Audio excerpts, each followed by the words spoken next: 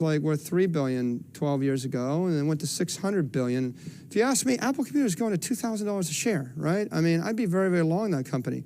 Whoever's selling that stock must be a moron, right? I mean, this is a company that's going to actually have 4 billion devices out there. If they roll them over once every 4 years, they're going to sell 1 billion devices a year.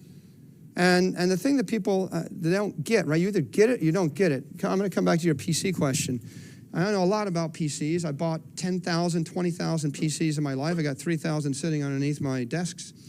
You put a Dell computer underneath the desk, you don't care that it's loud and it's hot and it's a power hog and it's ugly and it's heavy and it's like an ugly beige cabinet with screws showing. You don't give a crap. You just want it to be $400 or $500, okay? You put a phone in your pocket and you sleep on it or next to it. You care whether it's hot. You care what it looks like. You care the battery life. You care about the radio. This is an iPhone 5. This runs 10 times faster than an iPhone 4. There's not an 8-year-old on the planet that doesn't want an iPhone 5, right? Who wants to wait 42 seconds to watch something download instead of 2 seconds? Nobody, right? You don't have to be a genius to run an Apple computer. You just have to, every year, make the product a bit lighter, a bit more elegant, make it a better radio, make it a better battery. And then I sat with, one of the 10 richest guys in the world for dinner 5 nights ago, and we had dinner for 4 hours, and he did half the talking, I did half the talking, and he's much more successful than I am. I understand that, by the way. As I said, sometimes you gotta do other things than just have opinions to make money, right? There's a lot of execution involved in the rest. But I have opinions. So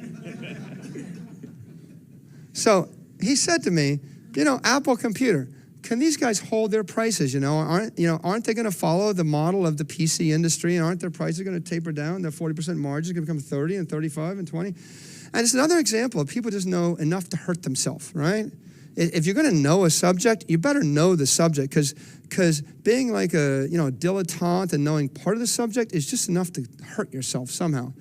And I said, no, their gross margins don't have to tailor down. I mean, if you go to France, and this is the benefit of seeing enough, you go to France, you see Bernardo Arnault runs a company, LVMH. They're selling handbags for $4,000, $3,000, $2,500 each. This is a device that women view as fashion, and it's 10,000 years old. And for 10,000 years, no, the prices are not lower after 10,000 years. If you actually care about this thing, how many women have $300 pair of shoes? How many have 2? How many have more than 2?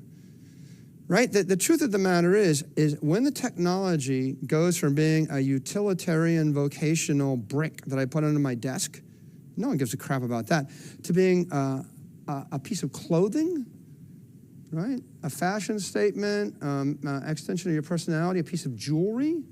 And iPhones, iPads, they're somewhere between clothing and jewelry and accessory. At that point, they can hold that price point forever. They can basically sell you another $500 device every 2 years forever, because everybody's got 5, and that the first billion people have got that, and the rest of the world's getting elevated up. So I think that you're going to see you'll see a wider diversity of offerings. You'll see there will be cheaper tablets, and the $100 tablet will go to Pakistan and the 700 million peasants of China, and more power to them. That means those 700 million peasants are going to get a college education and get a master's in computer science, and I'll probably be hiring 20,000 of them.